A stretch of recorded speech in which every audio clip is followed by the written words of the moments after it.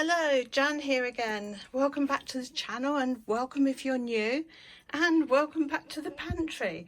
I'm about to do in the next, I don't know, week or couple of weeks, a massive restock in here. So I thought, well, it's a good time as we haven't been in the pantry since I think the last video I did for you was last year. So I thought it'd be a good idea to come in and have a look at what's happening, say what's going on, what's working, what's not working. Now, when I filmed in here before, the porridge oats, which are these blue ones, were the further along, but because I had dog food at that time stacked way up to about there, it meant that when I was trying to get out a new bag of porridge, I couldn't. So that clearly wasn't working, so it meant that I had to shift out all of the dog food and move the porridge oats this way. We've now got pasta you can see the fusilli just there. I did it quite a few weeks ago. I can't even remember what's in the bottom one now, but it's clearly not something I need to access on a regular basis. But having said that, when I get the new dog food in, all of this will come out so that the newest stuff can go underneath. So that's not going to be an issue because I can find out then what it is. It also looks to me as though Neil's pulled something out of that pasta section, because that looks though it's fallen forward a little bit, but it could be that he's opened one of the big bags and decanted it into one of the kitchen containers. Anyway, then we've got the above the dog food there, we've got the basmati rice and then the everyday rice. Now in the comments on previous videos, I know a few people have said not to have the dog food here because it will attract mice and insects and all sorts of problems like that. However, we are incredibly lucky in this house in that we don't have mice at all. So having the dog food here, you know, there's never been any sign of mice eating at it or insects or anything like that. So I'm perfectly happy and confident to have them in this cupboard. It's a nice cool cupboard right at the very centre of the house where nothing can get to it, so I'm quite happy about that. I was up until the last delivery getting my Harrington's dog food from Amazon. You'll see some parcel tape on that one. That's because the last couple of deliveries they've come through with holes in, and so I'm not going to get them from Amazon anymore. If they can't guarantee me safe delivery of a food product, albeit for a dog, then I'm not going to use them anymore. And I know that if you complain they will refund or replace or whatever, but I just couldn't be bothered to go through the process of complaining. And also because the delivery before that, I think there were 3 or 4 bags that were ruined, and they did refund those, and it made me feel as though they'd think that I was trying to run some sort of scam if I kept ordering things and then saying they're damaged when they arrived. Even though I said, you know, I'll give you photos, you can come and pick them up. All I wanted was a bag of dog food that hasn't got holes in it. But if I get them delivered from the pet shop, they come double wrapped, so I'll be more confident about buying them directly from the pet shop, who also deliver, so that's fine. The other drawback about using this cupboard for my prepper pantry is that everything that used to live in it had to be evacuated, and it hasn't all yet found new homes. I'm ashamed to say that some of it is just kind of floating around the house looking for a new place to be. But having said that, even though I've sacrificed the storage space for other items, it's working incredibly well for shelf-stable food storage, which is all that I've got in here. I've got my freezers in another room. I've got ordinary kitchen cupboards with ordinary everyday things in the kitchen. For instance, you know, when we open a bag of rice, then we'll decant it into a plastic container that we can easily just get that day's quantity out of. Other people have said about Mylar bags, and I should put things into Mylar bags. And I have to say that I'm perfectly happy with the bags that they arrive in from the shop. I'm not planning to keep it for 30 years. As long as it lasts long enough to see me out, that's probably long enough. And you know, there's good possibility that it will work. It's used in a rotation, so we're eating and using. So I know that a lot of preppers are, you know, really insistent on putting things in Mylar bags, but to me it's just not worth the expense and the hassle and the bother. I'm just thinking, I've got a list of comments here that I thought that I would talk about, different comments that had been made. And also, this is my third attempt to make this film. I was doing it yesterday and Neil turned up in the middle of it. He'd been out and came home in the middle of it and completely disrupted my chain of thought. Another time the GoPro that I was filming on got so hot that I couldn't use it anymore, so I had to abandon that one. So this time, no matter what happens, I'm just going to keep going. I'm going to film and I'm going to upload. So I apologise if it turns out to be a bit of a rubbish film. Another comment that a couple of people have made is about going public on the fact that I do have a stock of food in the house, and that, you know, I'm going to have people knocking on my door, and, you know, sort of anybody who knows who I am, and the fact that my face is public on YouTube, you know, people will find me and they'll come here and they'll steal all my stuff. And I did think long and hard before I decided to go public with the food storage. But then I thought, the people that would do that sort of thing are far more likely to ransack a shop before they come to me. And if they're going to go to houses looking for food, they're more likely to go to more affluent houses, thinking that there would be possibly better pickings in a more affluent house. So I don't actually see it as a great issue or a problem. I suppose it depends on each of us and our own definition of what we're prepping for. Personally, I'm prepping for ordinary everyday emergencies, and you know, my preps in the past have come into plan and been stress tested at times of illness, at times of bereavement, at times of sudden loss of income, which has happened twice over the past 20 years, where suddenly income has just stopped dead. And it's, you know, it's kept us going over those periods of time. And as I say, I must state again that we don't just eat the food in this cupboard. This is very much just shelf-stable food. We also have the freezers, we have the fridges, we have the kitchen stock. Hello, Neil. Hello. As I said, Neil would probably turn up halfway through. So I decided on balance that I was so passionate about the need for everybody to build up a stock of food in their home that I would rather take the risk myself if it were to encourage anybody else. Sorry, him coming in has made me it's thrown my train of thought, but what I'm trying to say is I thought it was worth taking the risk if it encourages anyone else to see the need to build up their own stocks, because the more that other people have stocked up in their houses, the less they're going to need to come to me and want to use my stocks. Anybody who's known me personally for any amount of time will know that it's something I've been saying for a long time, is that we all need to have our own stocks. We all need to be able to look after ourselves in case of any emergency. You know, and who knows when we're going to get ill? Who knows when there's going to be another lockdown emergency? We just don't know. And the reason why I went from an ordinary, how can I explain this? An ordinary stockpile to this kind of amount. You know, like I say, I've got 2 of these sections full of pasta. I've got quite a lot of rice there.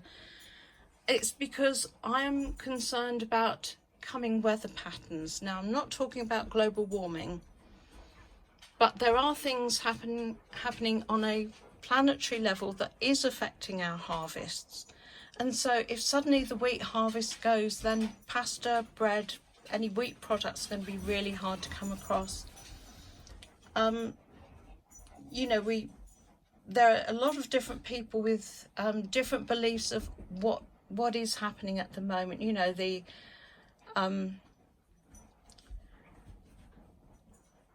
CO2 people will say it's all down to CO2. I don't buy into that theory at all.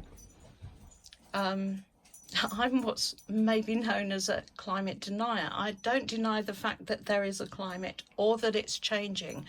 What I argue is that it's not changing for the reason that they're telling us. It is not man-made climate change. There are things that are going on, both solar activity and the solar cycles, which affect our weather down on Earth, and also planetary activity.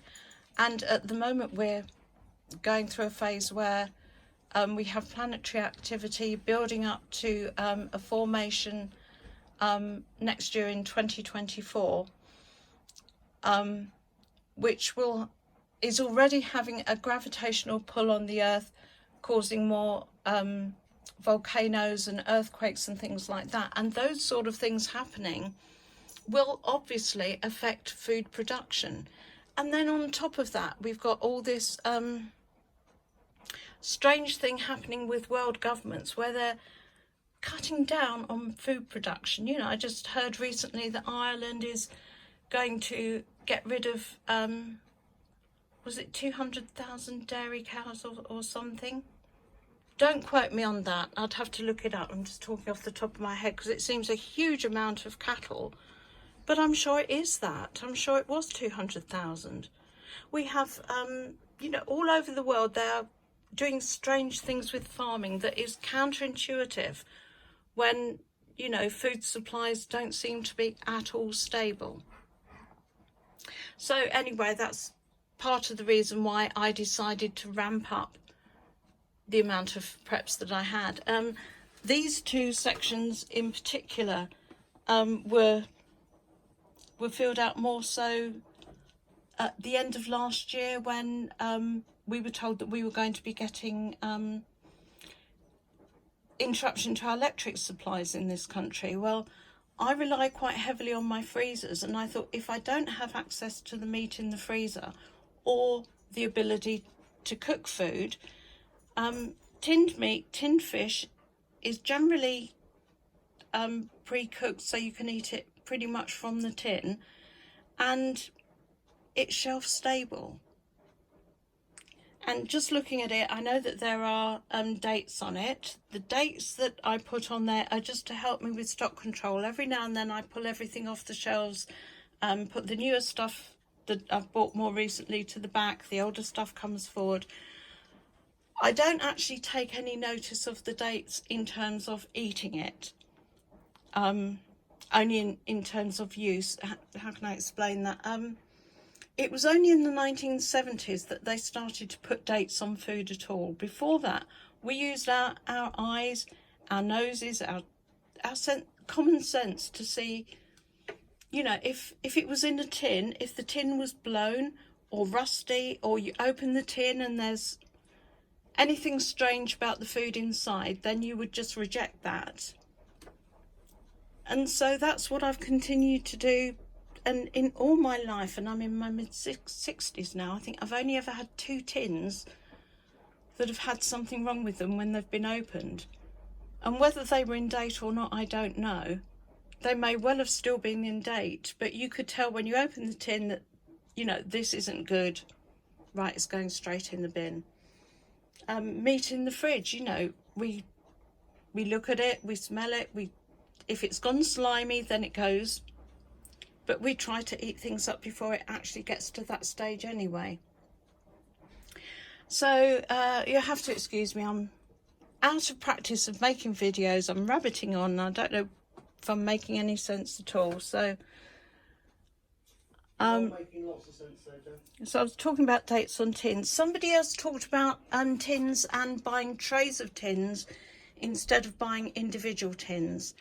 And I have to say, yes, whenever possible, that is a very good idea. Unfortunately here, I don't have access to anywhere that sells them like that.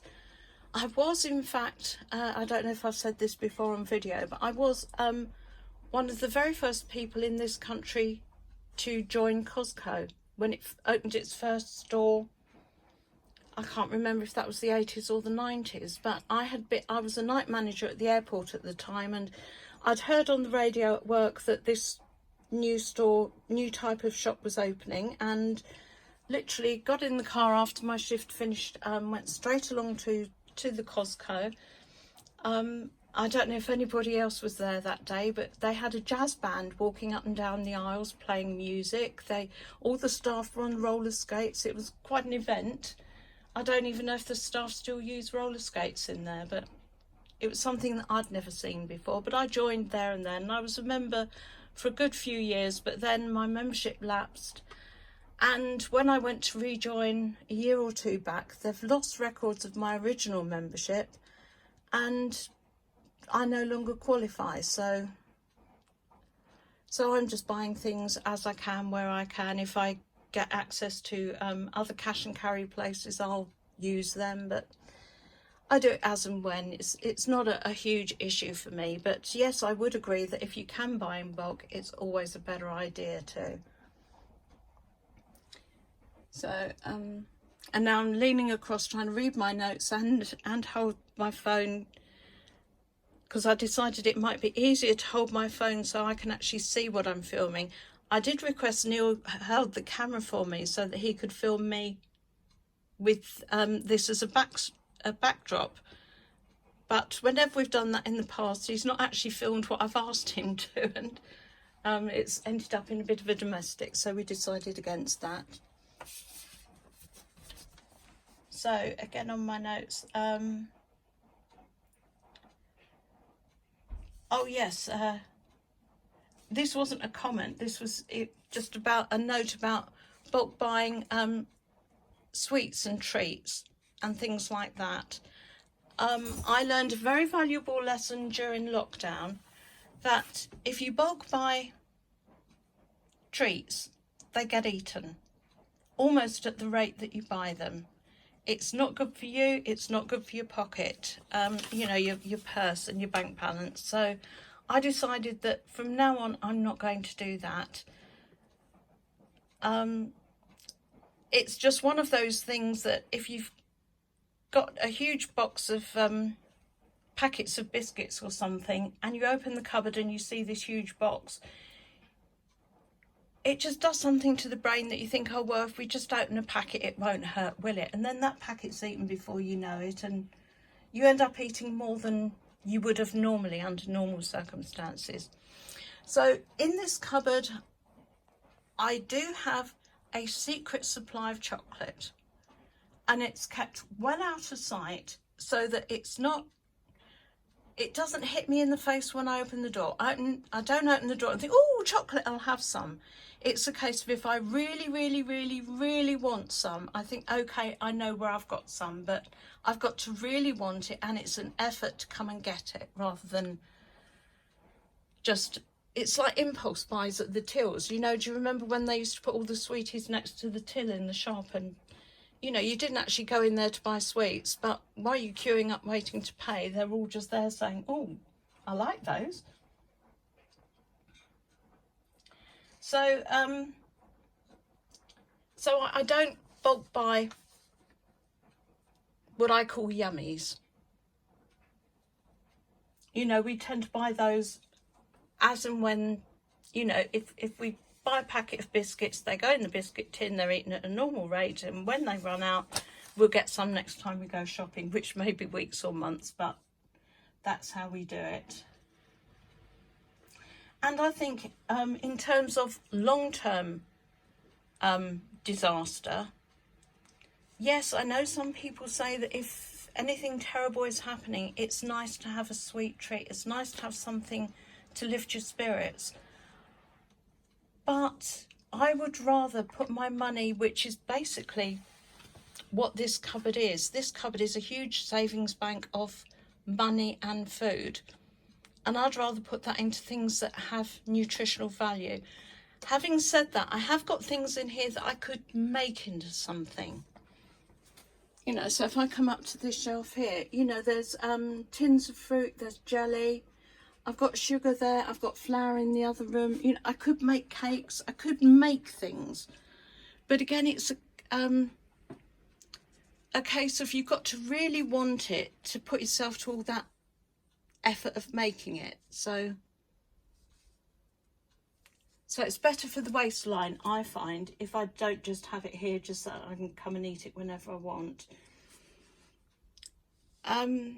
What else was I going to say? Oh yes, this section there, that's almost empty now.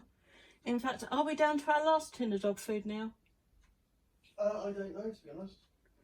Because that's where the tin dog food used to get stacked up way past the meter. Well, I'm not buying it today because I've got to put in a meter reading for tomorrow. So we need to stock up on tin dog food because they have the complete kibble, but we like to give them a bit of something that tastes nice as well. So that needs restocking up. Like I say, I'll be getting some more of the dog food, so that will get stocked up higher.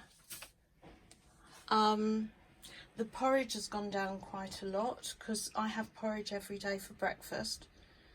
So that needs restocking. Although having said that, you know, that's too deep there and 2 cubbies. But porridge is my #1 favourite prepper food. If you don't have anything else in your cupboard, I think if you've got porridge, you've got a meal. You can eat it hot or cold. You can make it sweet or savoury. If you're making it into a porridge, you can use water. You can use milk. It's just so versatile, and it has nutritional value, which is why I like to keep so much of it in. And I did it as an experiment last year or the year before. I can't remember when it was. I thought, if the worst thing happened and we did have a situation where all I had was porridge, could I live on just porridge? So for a week, the only thing that I ate was porridge oats 3 times a day. And to be honest, at the end of that week, I stopped doing it because I thought nutritionally it's not sensible, rather than the fact that I was bored or didn't like it anymore. So personally for me, yes, I could. If it hit the fan, I could live on just porridge. So I don't know if Neil could though. I'll certainly give it a good go. Well, he likes porridge as well, but the way I look at it is, if you've got no other food and you've got porridge, then that's something, isn't it? And of course, that's the other thing about, if anybody does knock on the door, you know, if it's people that I care about who knock on my door and say they've got no food, then there's a possibility they'll go away with a bag of porridge. But also a stern telling off for not looking after themselves better. But most of the people that I know do now have some form of stockpile, don't they? Sorry, I'm talking to Neil, and we're in the cupboard, and Neil's sitting on the sofa. Yeah, I mean, close friends and that you've been telling for years. Like, I mean, my mum and my sister and your friends and stuff like that. They've all been really encouraged to nagged to within an inch of their life, and then shown your films to give them inspiration for what they should try and attain to. And every time something happens and they're poorly or something, if you know, don't come to me saying I've got nothing to eat. It's like, see, told you, you should have built up your store cupboard. You know, like I say, this is my shelf stable cupboard. I've also got the freezers, and I like to keep a lot of ready-made meals in the freezer that I cook myself. I don't like to buy ready-made meals because you don't know what's in it. But if you cook them yourself, your freezer stock of ready-made meals has always been, I mean, apart from they're really tasty, but they're really helpful for when you really just can't cook, you just haven't got that energy or not well enough to have pre-done meals. It is a real good thing to have. yeah, because I'm old and disabled. Neil's not quite as old as I am, but he also has Hashimoto's disease. So sometimes there's a day when neither of us are just well enough to do anything. And on those days, instead of phoning for a takeaway or just pull out one of your pre-done, stick it in a saucepan and turn the gas on. Yeah, there's almost always a shepherd's pie or a lasagna or something like that. And I freeze them in individual portions. So you just pull out whatever you want at the time. As well as your pre-done soups, when soups, the Sainsbury's and the supermarkets are doing their vegetables cheap, you make batches of soups and put them in jars and freeze them. They're brilliant. Yeah, so the other thing I've got to do once I've done the shopping for this room, so it's mainly just dog food that we need to really stock up on. But the other thing that I need to do is a complete freezer inventory. That's probably been 6 to 9 months since we did that.